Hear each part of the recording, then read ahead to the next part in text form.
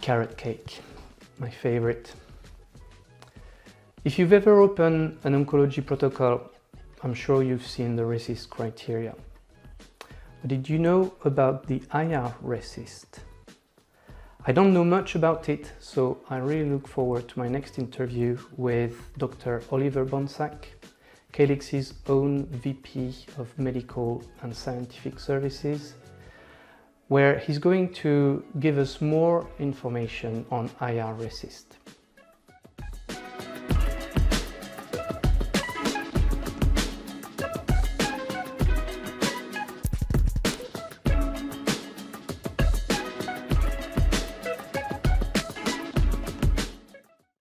So we're with Oliver Bohnsack from CALYX. Hi Oliver, how are you today? Hello Sylvain, doing quite all right.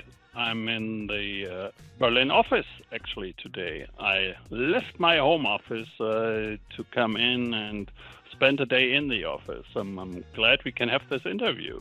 Nice, me too. I'm intrigued by what I can see behind you on the shelf. What is it? The pictures on the wall, I didn't paint those, but the device up front, that's actually an X-ray tube. That's a real radiologist's device. I am, and I remain a radiologist after all, although no longer practicing in the clinic or in daily health care. But that is a true, real X-ray tube, and I'm proud to have that displayed in my office. That's so cool. I've never seen one before. That's amazing. So you are a radiologist, but how did you get into the clinical trials industry? Oh, that's long ago. I'm in this industry now here since 19 years this summer.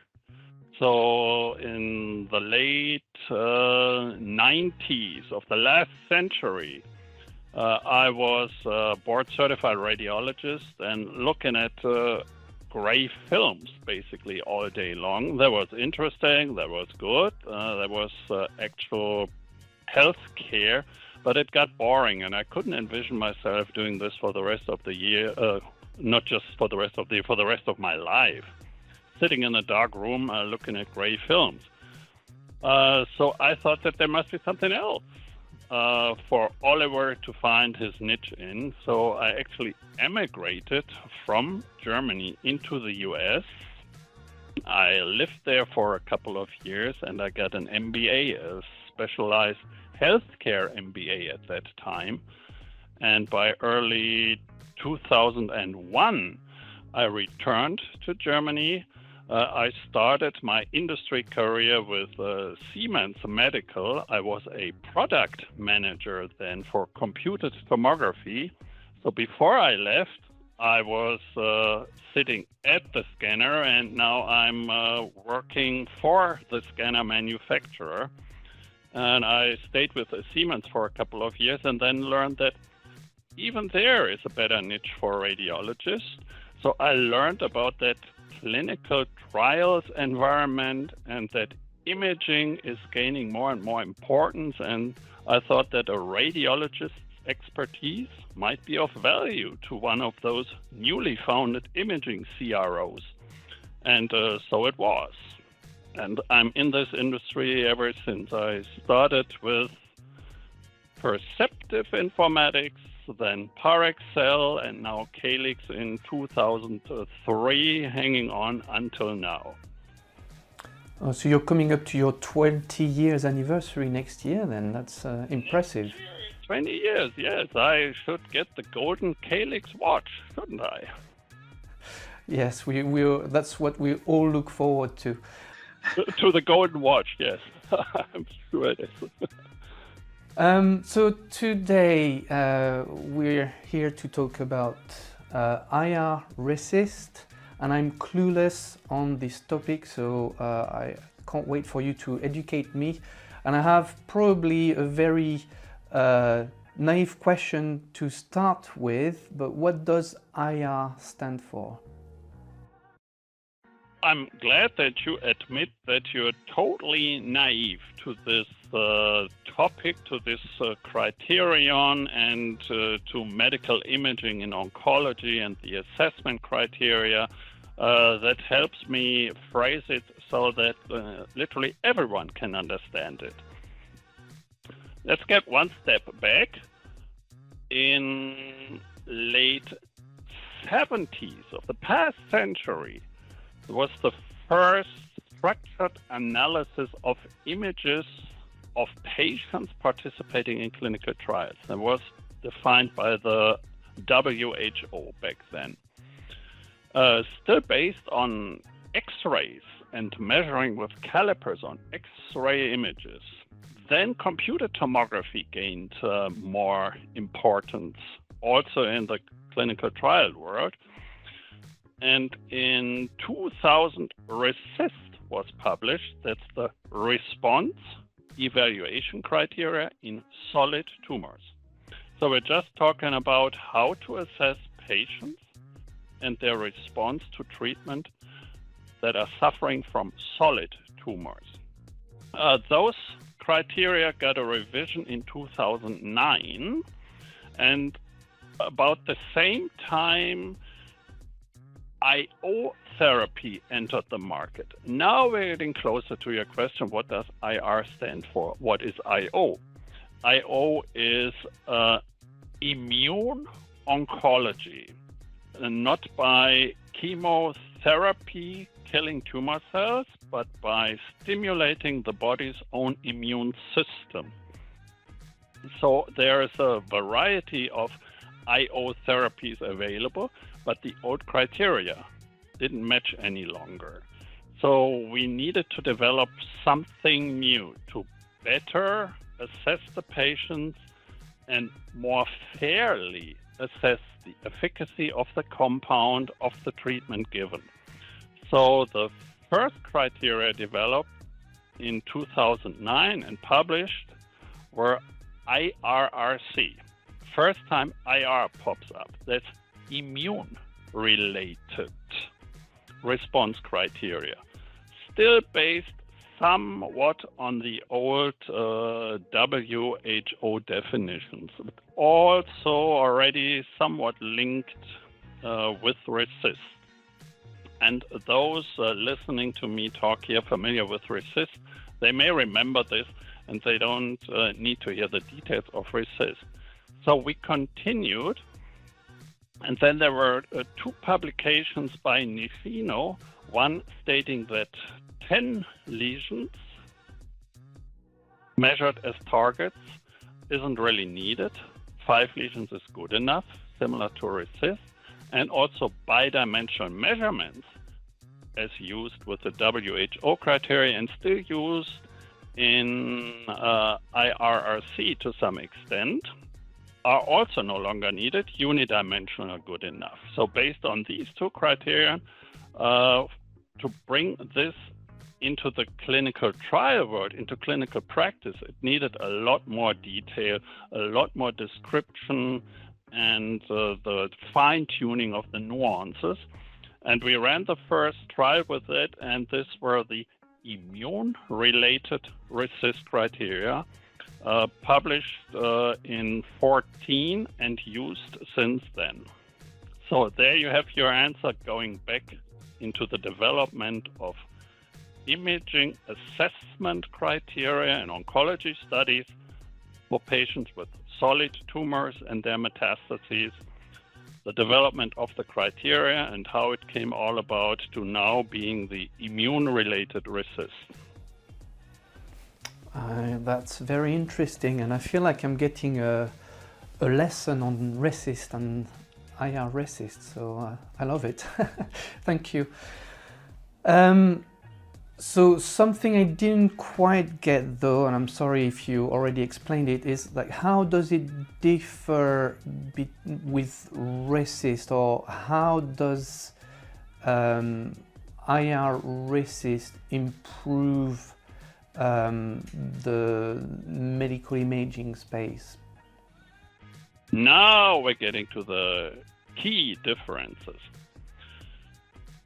There are response categories in these imaging-based criteria, which are complete response, partial response when the tumor shrinks but is not completely gone, stable disease, grows or shrinks a little bit but remains basically stable, and then of course progressive disease, meaning the tumor grows, the measured target lesions, the not measured non-target lesions, they expand, they become more, and the patient progresses. That's called PD, progressive disease.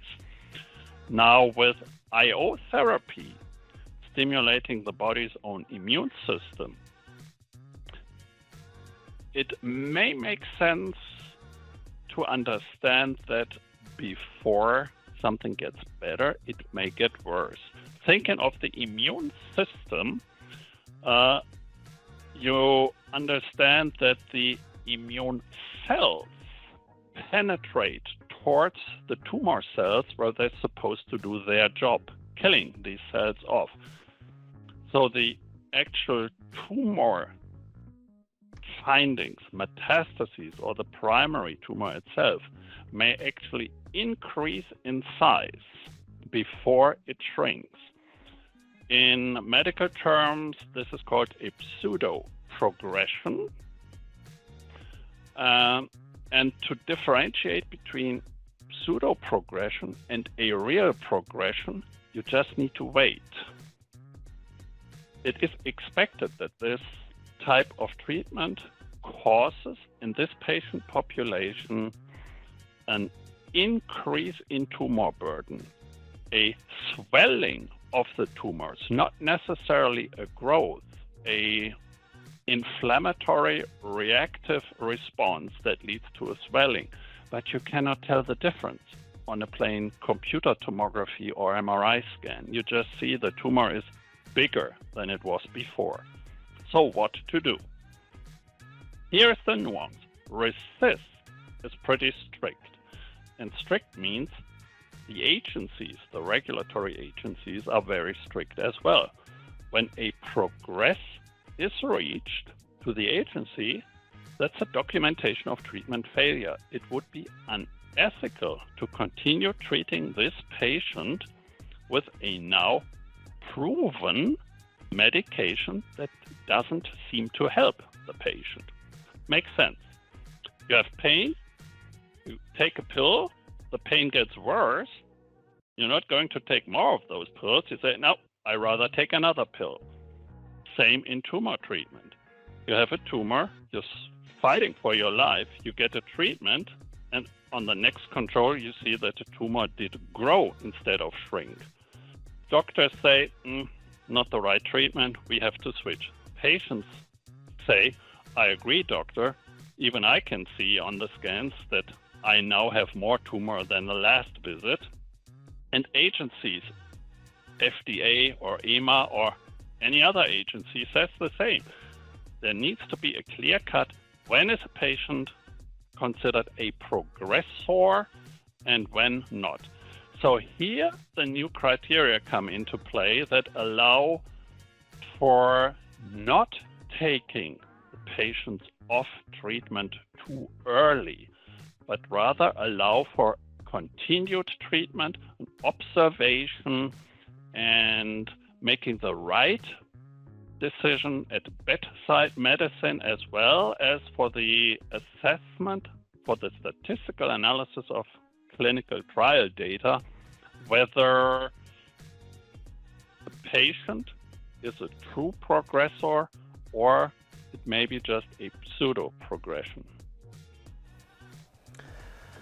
So if I put it in my own words, and correct me if I say anything wrong, please. So when you read in a protocol that a patient should stay on treatment until disease progression, essentially here we have an endpoint based on medical imaging and through irRECIST we have a better way of making sure that we reach the endpoint. Is that right? Yes, that is right, with the focus on endpoint. Let me get a little bit deeper into the descriptive nuances here. In an oncology trial, there is only one valid endpoint, that's overall survival. With this drug given, does the patient live longer than otherwise? Well, overall survival as an endpoint is very difficult and time-consuming to measure. Time-consuming, the patients may live long and it takes long to follow up until that endpoint is reached. Also, patients typically will get other treatments before that survival endpoint is reached. And survival means the patient dies of that disease. With imaging-based endpoints, one can make treatment decisions and efficacy decisions much earlier. You do not have to wait until the patient dies, but you can see earlier that the patient responds to the treatment or does not respond to the treatment when the tumor burden grows. So with this, the new criteria, well, it's not new, it's now well-established and validated criteria, irRECIST. We get more into the endpoint verification, yes, but also treatment verification. For statistical trial conduct, yes, the endpoints, the statistical efficacy is of importance. For the investigator, it is how do I treat the patient? And for the patient, was making the most important decision, does this help me? Is this the right treatment to counter my tumor burden, or should I take another treatment? Those decisions can now be made easier based with irRECIST. One question always comes up, these IO criteria never are applicable to the entire patient population of a clinical trial, only to a subset. Is it worth switching to a new criterion? That's a question that eventually the treating physician, the doctor at the bedside, has to answer, and also regulatory agencies have to answer. In our publication, you will find that with these 12 different tumor indications, we saw that on average 8.some% of patients benefit from being assessed with irRECIST instead of RECIST. It fluctuates somewhere between 5 to 15% in that range. Now, what does that mean? You might say that, yeah, come on, it's 8, 9, maybe 10% of patients. Is it really worth it? Isn't old RECIST good enough? For the 90% of the patients, it is. For the other 10%, it is not, and you do not know which of your patients falls into the 10% category. You can only figure this out in a long-term observation, but you may never find this out, because once the progress is documented on imaging and you take the patient off that treatment, we are now talking about next line treatment. So these patients are getting closer and closer and closer to the end. And end here, unfortunately, means a death due to the tumor disease. So 8, 9, 10% of patients on average fall into this category. And with that, now it becomes really interesting.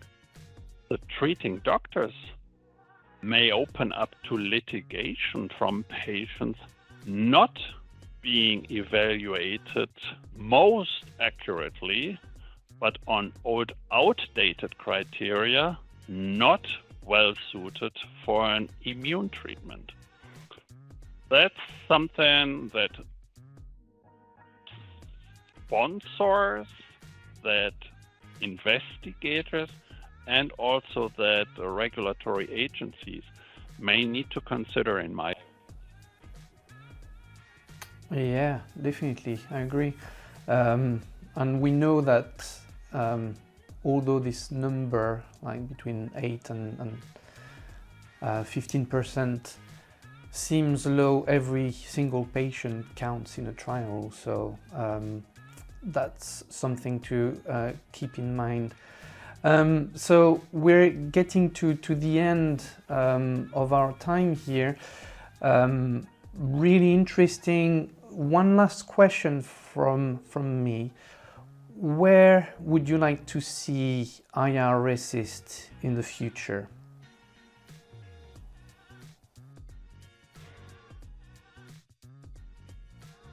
irRECIST will persist as it is in one way or the other. The imaging around it may change, may be more modern in the future. The assessment may be more modern, meaning we may get away from the double read model by 2 radiologists, and then a third one may serve as an adjudicator if the first 2 disagree. We may get to a model where one read is done by the doctor in the center at the site, and one read by a central reader, and then that case is adjudicated.